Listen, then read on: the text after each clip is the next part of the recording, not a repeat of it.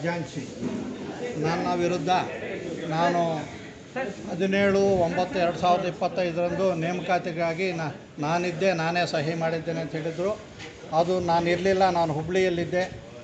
ಒಂದು ನಡವಳಿಯಲ್ಲೂ ಕೂಡ ನಾನು ಗೈರು ಹಾಜರಿಯಲ್ಲಿ ನಂದು 2 ಹೆಸರು ಅಂತ. ಒಂದು ನೇರ ನೇಮಕಾತಿ ಅಂದರೆ ಅವ್ರಿಗೆ ಇಷ್ಟು ಬಂದವ್ರಿಗೆ ನೇಮಕಾತಿ ಆದೇಶ ಕೊಡೋದಿಲ್ಲ, ಅದು ಪೇಪರಲ್ಲಿ ಪ್ರಕಟಣೆ ಕೊಡಬೇಕು. ಪ್ರಕಟಣೆ ಕೊಡೋಕ್ಕೆ ಯಾವ ಹುದ್ದೆ, ಏನು ವಿದ್ಯಾರ್ಹತೆ ಇರಬೇಕು, ವಯೋಮಿತಿ ಏನಿರಬೇಕು, ಇವನ್ನೆಲ್ಲ ವಿವರ ಕೊಡಬೇಕು. ಆಮೇಲೆ ಬಂದ ಅರ್ಜಿಗಳನ್ನು ಸ್ವೀಕರಿಸಿ ಲಿಸ್ಟ್ ಮಾಡಬೇಕು, ಎಲಿಜಿಬಿಲಿಟಿ ಲಿಸ್ಟು. ಆ ಎಲಿಜಿಬಿಲಿಟಿ ಲಿಸ್ಟ್ ಆದಮೇಲೆ 1:5 1:10 ಇಂಟರ್ವ್ಯೂ ಕಳಿಸ್ಬೇಕು. ಇವರು ಇಂಟರ್ವ್ಯೂಗೆ ಬಂದವ್ರನ್ನ ನೇಮಕಾತಿ ಸಮಿತಿ ಅಂತ ಇರ್ತದೆ, ಸಂಘದ ಅಧ್ಯಕ್ಷರ ಒಂದು ಅಧ್ಯಕ್ಷತೆಯಲ್ಲಿ 7 ಜನ ಇರ್ತಾರೆ. ಅವರೆಲ್ಲ ಮಾರ್ಕ್ಸ್ ಕೊಡಬೇಕು, ಯಾರ್ಯಾರು ಎಬಿಲಿಟಿ ಏನು ಅಂತ. ಇದರ ಮೇಲೆ ಆಧಾರ ಮಾಡಬೇಕು.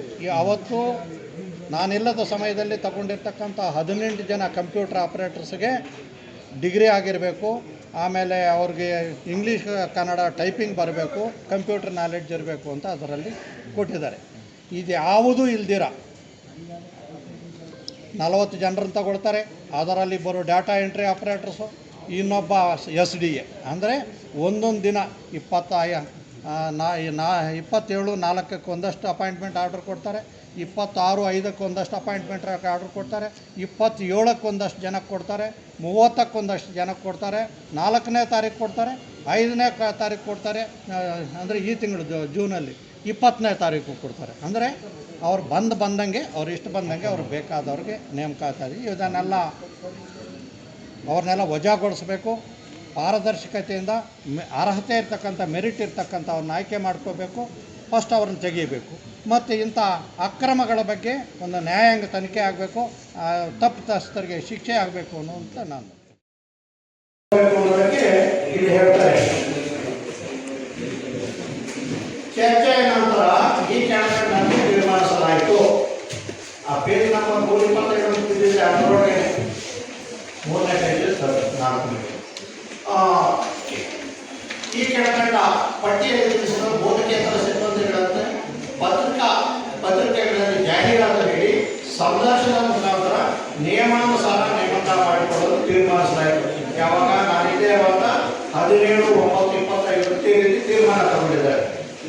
23 ಜನ ಸದಸ್ಯರು ಅವರು ತಗೊಂಡಿರುವ ತೀರ್ಮಾನ ನಾನು ಕಾರ್ಯದರ್ಶಿ. ಇಲ್ಲಿ 2ನೇ ಅದರಲ್ಲಿ ಕೆಳಕಂಡ ಪಟ್ಟಿಯಲ್ಲಿ ತಿಳಿಸುವ ಬೋಧಕೇತರ ಸಿಬ್ಬಂದಿಗಳನ್ನು ನಿಯಮಾನುಸಾರ ನೇರ ನೇಮಕಾತಿ ಮಾಡಿಕೊಂಡು ತೀರ್ಮಾನಿಸಲಾಯಿತು. ಕಂಪ್ಯೂಟರ್ ಆಪರೇಟರ್ಸ್ 18, ಅಟೆಂಡರ್ಸ್ 6, 2 ಇದು ಡಿಸೆಕ್ಷನ್ ಮಾರ್ಚರಿ ಅಟೆಂಡರ್ಸ್.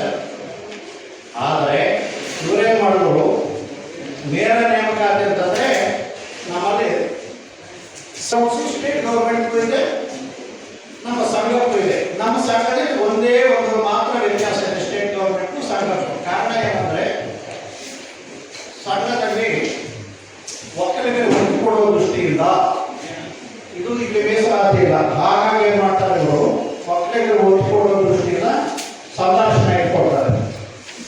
ಪೇಪರಲ್ಲಿ ಜಾಹೀರಾತು ಕೊಡ್ತಾರೆ.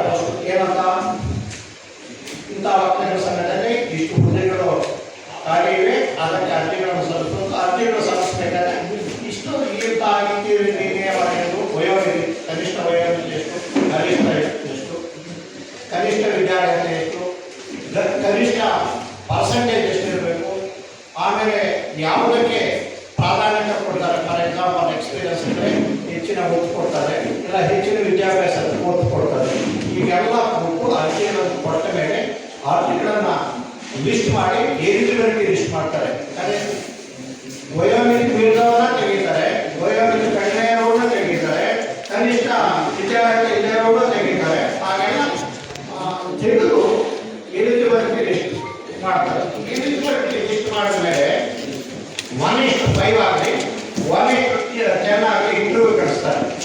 ಇಂಟರ್ವ್ಯೂ ಕರೆದು ಇಂಟರ್ವ್ಯೂ ಅಲ್ಲಿ ನಮ್ಮಲ್ಲಿ ಬೋರ್ಡ್ ಇದೆ, CNR ಪ್ರಕಾರ ಸಂಘದ ಅಧ್ಯಕ್ಷರೇ ಆ ಒಂದು ನೇಮಕಾತಿ ಸಮಿತಿ ಅಧ್ಯಕ್ಷರು, ಆ ಒಂದು CEO ಮೆಂಬರ್ ಇರ್ತಾರೆ, ಆ ಕಾಲೇಜಿನ ಪ್ರಾಂಶುಪಾಲರು ಇರ್ತಾರೆ, ಕೋಆಪರೇಟಿವ್ ಡಿಪಾರ್ಟ್ಮೆಂಟ್ ಒಬ್ಬರು ಇರ್ತಾರೆ, ಹೊರ ರಾಜ್ಯದಿಂದ ಒಬ್ಬರು ಇರ್ತಾರೆ, ಸರ್ಕಾರದ ಪ್ರತಿನಿಧಿಗಳು. ಹೀಗೆಲ್ಲ ಇದ್ದು ನೇಮಕಾತಿ ಮಾಡಬೇಕು. ಅಲ್ಲಿ ನೇಮಕಾತಿ ಸಂಸ್ಥೆಯಲ್ಲಿ ಏನು ಮಾಡ್ತಾರೆ, ಆ ಡಿಗ್ರಿಗೆ ಎಷ್ಟು ಮಾರ್ಕ್ಸು, ಇಂಟರ್ವ್ಯೂಗೆ ಎಷ್ಟು ಬಾರ್ಸ್. ನಮ್ಮಲ್ಲಿ ಇನ್ನೊಂದು ಉದಾಹರಣೆ ಇದೆ. ಗ್ರಾಮೀಣ ಒಕ್ಕಲಿಗರು ಮುಂದೆ ಬರಬೇಕು ಅಂತ ಗ್ರಾಮೀಣ ಮಕ್ಕಳಿಗೆ ನಾವೇನು ಮಾಡೋದು 10 ಮಾರ್ಕ್ಸ್ ಕೊಟ್ಟಿದ್ದೀವಿ, ಅವ್ರು ಒಪ್ಪಿಕೊಡುವುದು. ಇದನ್ನು ಇಂಟರ್ವ್ಯೂ ಸರ್ಕಾರದಲ್ಲಿ ಇಂಟರ್ವ್ಯೂ ಇಲ್ಲ, ಇದು ಮಾತ್ರ ಇಟ್ಟಿದ್ದಾರೆ. ಯಾಕೆ IAS ಅಕ್ಷರ ಅವರೆಲ್ಲ ಮಾಡಿದವರು ಸಮುದಾಯಕ್ಕೆ ಪ್ರಾಧಾನ್ಯತೆ ನೀಡಲಿ ಅನ್ನೋ ಉದ್ದೇಶದಿಂದ ಸ್ವಲ್ಪ ಏರುಪೇರಾದಾಗ ಸಮುದಾಯಕ್ಕೆ ಒಪ್ಪಿಕೊಡುವ ದೃಷ್ಟಿಯಿಂದ ಇಂಟರ್ವ್ಯೂ. ಇದು ಯಾವುದನ್ನು ಮಾಡಲಿಲ್ಲ. ತಮಗೆ ಇಷ್ಟ ಬಂದವರಿಗೆ ನೇಮಕಾತಿ ಆದೇಶ ಕೊಟ್ಟರು. 7/4/2026 ಏನು ಮಾಡ್ತಾರೆ, 8 ಜನಕ್ಕೆ ದಯವಿಟ್ಟು ನೇಮಕಾತಿ ಆದೇಶ ಕೊಡ್ತಾರೆ. ಇದರಲ್ಲಿ ಎಷ್ಟು 21,000 ಸಂಬಳ ಪ್ಯೂರ್ಲಿ ಟೆಂಪ್ರವರಿ. 5 2026 25 ಜನ ಕೊಡ್ತಾರೆ ನೇಮಕಾತಿ ಆದೇಶಗಳು. ಅಲ್ಲಿ 21, ಇಲ್ಲಿ 30 ಆಯಿತು. 30,000 ಅದಕ್ಕೆ ನೀವು ಬುಕ್ಸ್ ಕೊಟ್ಟಿರೋದು. ನಾನು ಬರೀ ಬಾಯಿ ಮಾತಲ್ಲಿ ತೋರಿಸ್ಬಿಟ್ಟು ಸುಮ್ಮನೆ ಬರಲಿಲ್ಲ. ಯಾರಾದರೂ ಪ್ರೂವ್ ಮಾಡಿದ್ರೆ ನಮ್ಮ ನಿರ್ದೇಶಕರು ನೀವು ಕೊಟ್ಟಿರೋ